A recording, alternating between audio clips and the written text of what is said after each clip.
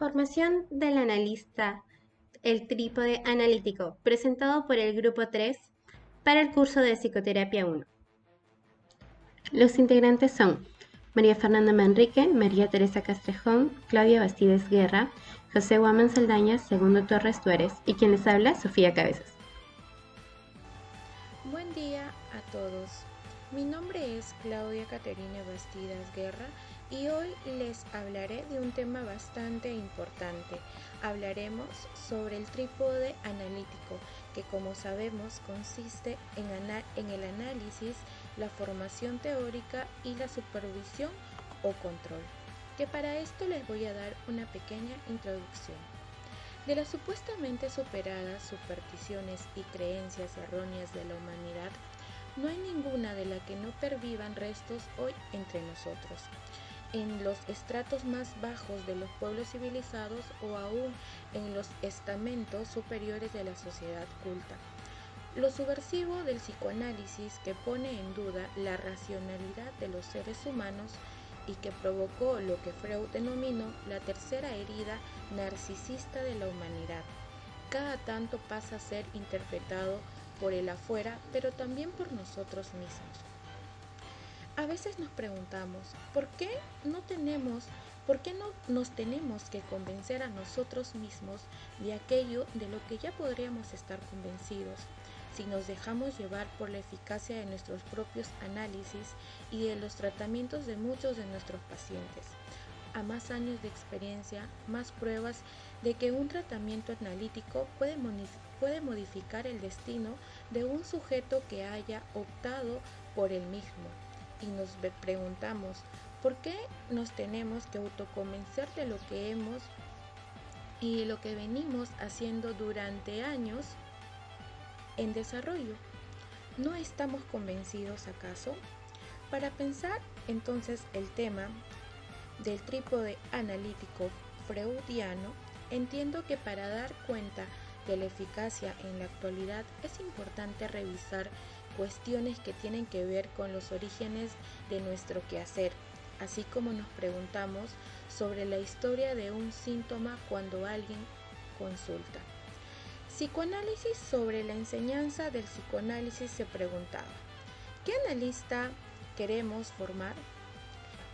El análisis personal es la condición para que un sujeto pueda ejercer la práctica. Justamente lo que produce que alguien pueda analizar a otro es la capacidad de preguntarse por sí mismo y que pueda enfrentar la herida, que consiste en aceptar no ser dueño de todos sus actos, que tenga más preguntas que certezas, capacidad que quien no la posee no la podrá adquirir por mandato. En general, aquellos que devienen analistas comenzaron sus análisis en los primeros tiempos en que se interesaron por el padecimiento psíquico. Puede que alguien comprenda el sufrimiento ajeno si primero no profundizó sobre lo propio, y si lo comprende solamente desde una posición empática. Puede operar con el mismo promoviendo efectos transformadores. Plantea lo interminable de la formación y lo imposible de la profesión, en la cual es necesario cada tanto volver a recordar la eficacia en última instancia del inconsciente. Entonces decimos que la supervisión y estudio no parecen estar tan en baja entre nosotros, pero tal vez sí la posibilidad de un análisis largo, no porque tiempo implique profundidad, sino porque hay cuestiones para las que requerimos el tiempo suficiente para ser abordadas, como si no estuviera lo suficientemente elaborada la idea de que eso no necesariamente va a suceder. Trabajamos para que el paciente renuncie a la idea de poder todo, aceptar la castración, correrse del lugar en el que ha sido ubicado por sus progenitores. Por momentos, la resistencia se vuelve a instalar aún en el propio analista cuando no puede incorporar dentro del análisis la incomodidad que nuestro trabajo conlleva con el tiempo de profundizar en una cura. Ahora le doy pase a mi siguiente compañera. Gracias. Analista y analizante.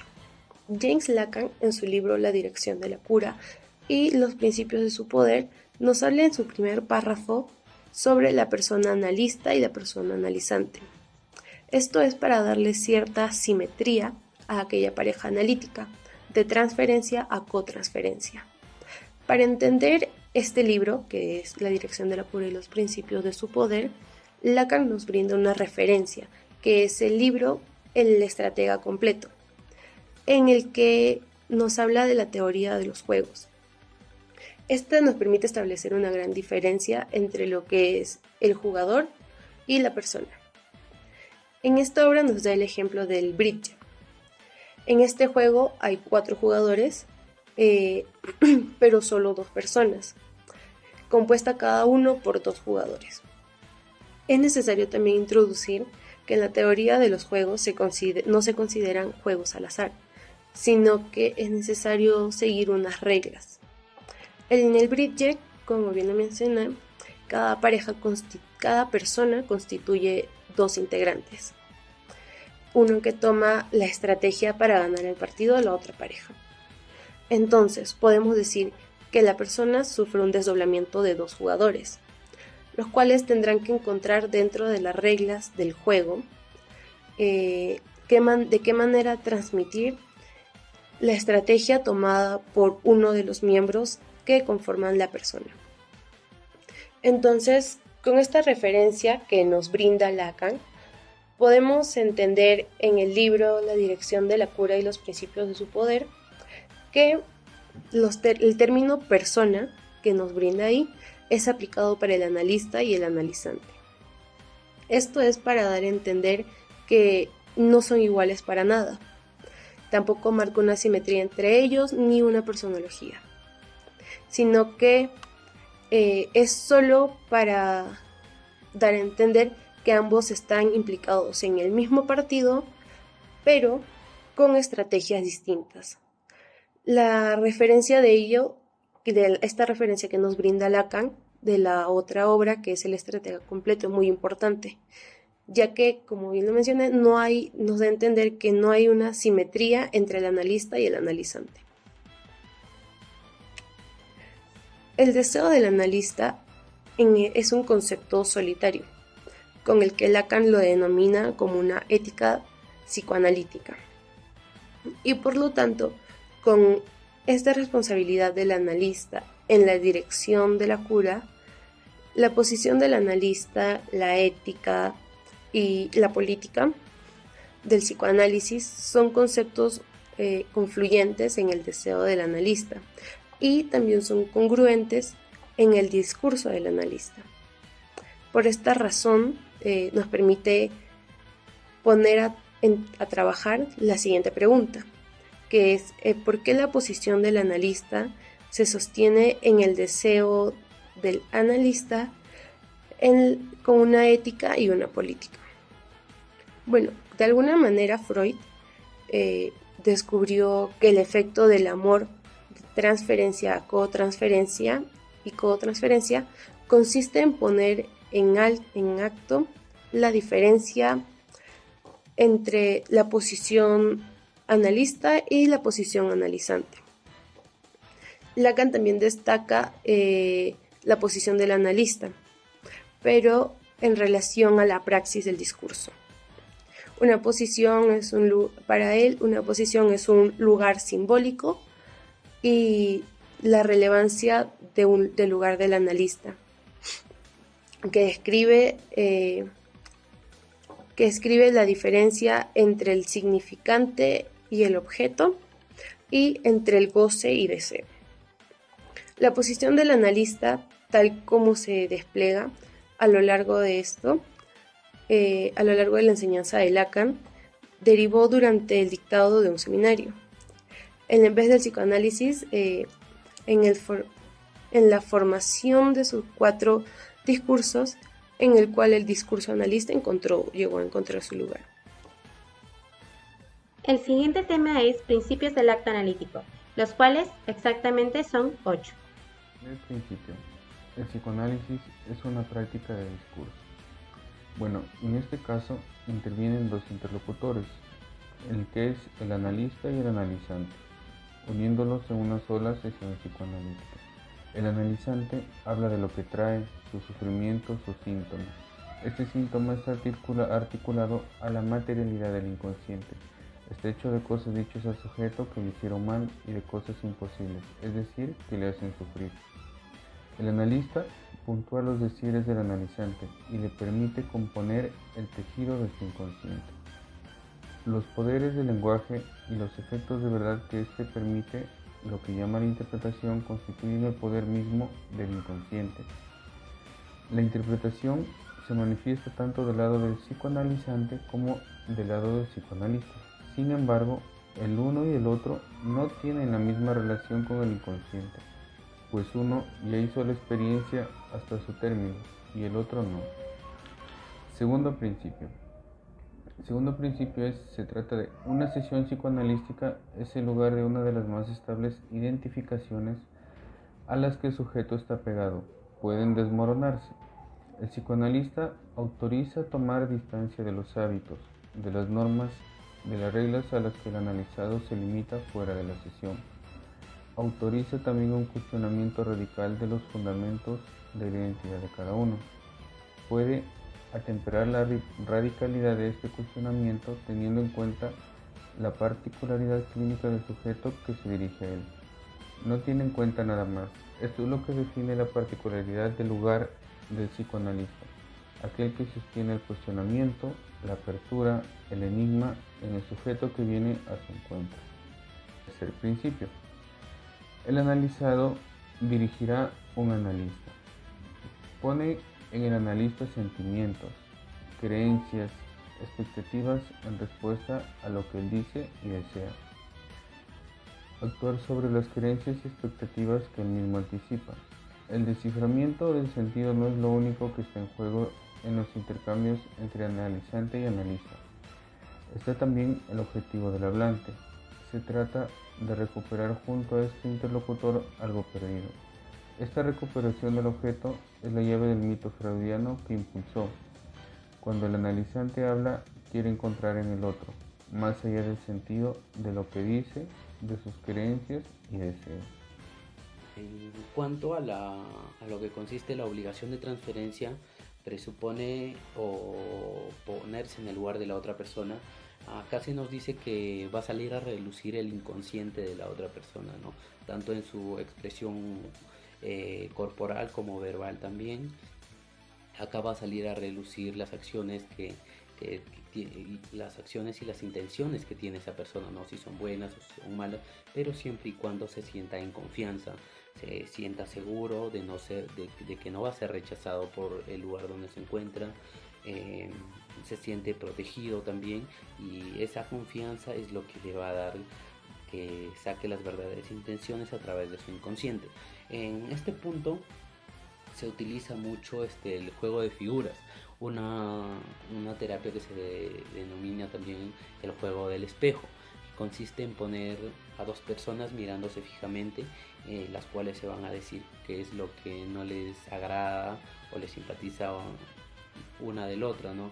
Y para esto va a haber una tercera persona también, que va a ser el evaluador, la persona que va a actuar con la mayor autoridad posible dentro de este juego.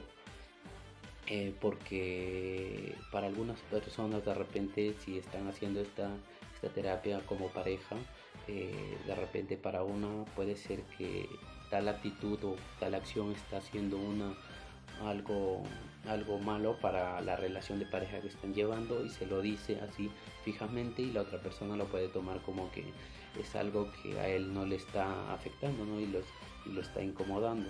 En este caso el evaluador va a ser la persona que ya determine el juego y diga hasta acá nada más se queda, y es el que va a analizar, ¿no? De afuera va a observar cuáles son las actitudes que tiene cada persona, cómo ha actuado a su inconsciente, si tienen actitudes buenas o malas.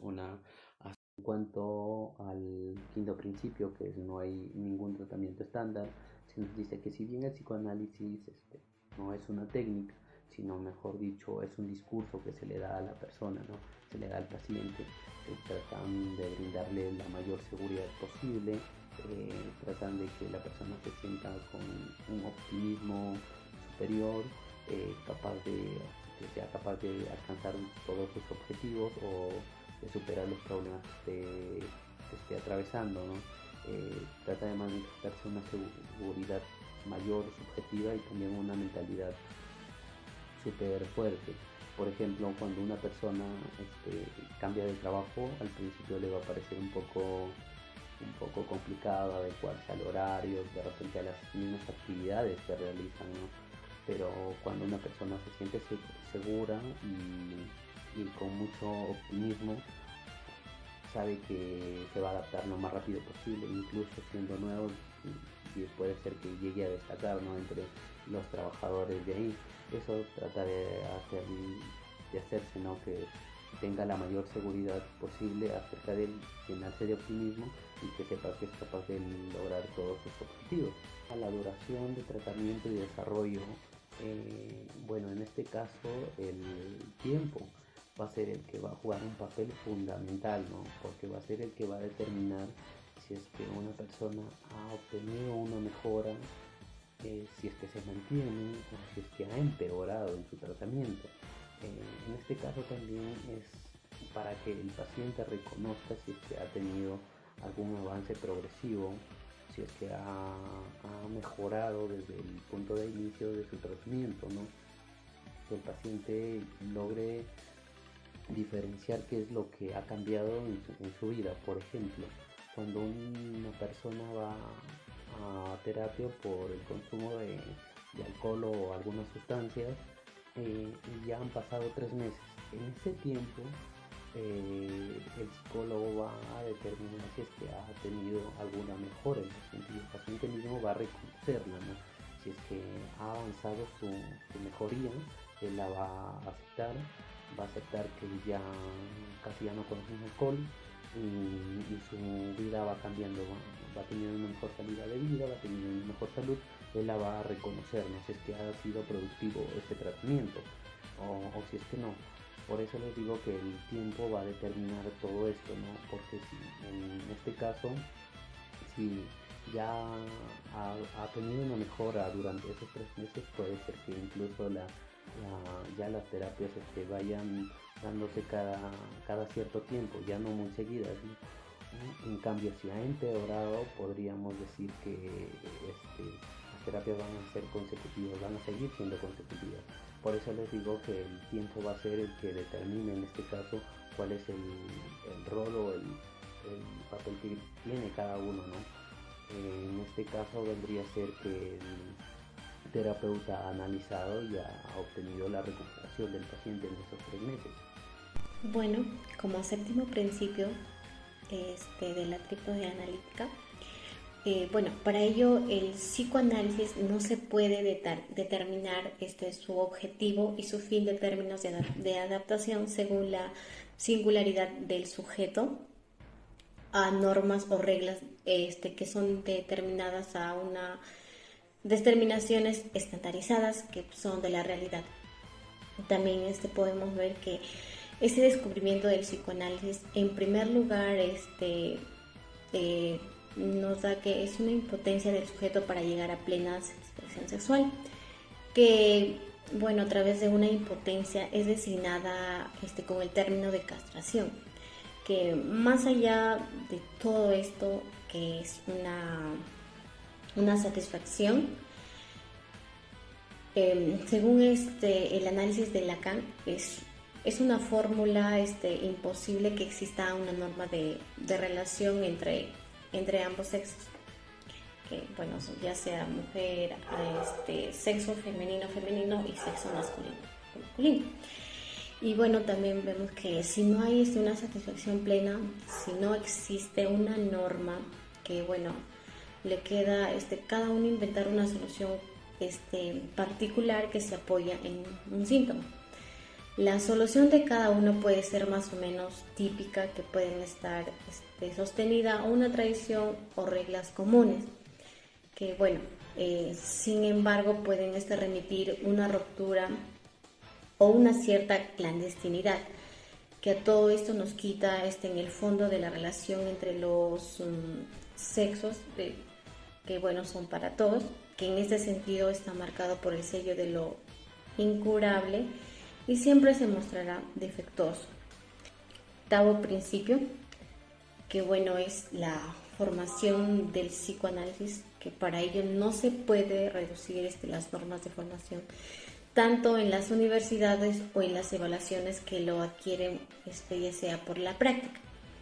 Que bueno, para ello la formación analítica, que bueno, fue establecida como un discurso que reposa en un trípode, que son los seminarios de formación teórica, que son solamente para universitarios.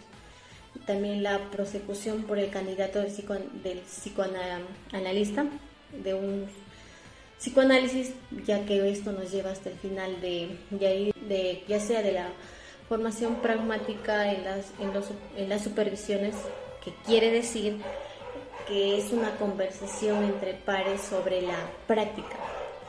Durante esto, Freud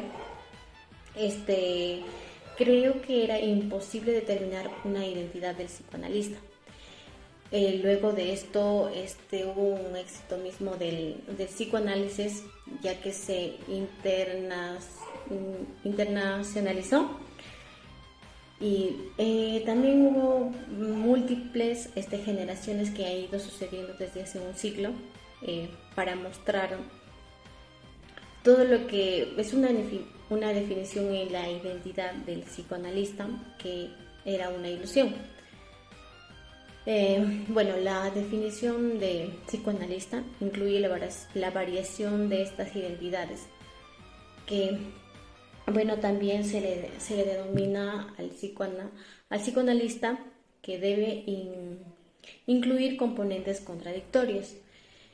También para ello nos hace falta una formación tanto académica, universitaria o equivalentes, que conlleva un cotejo general de los grados.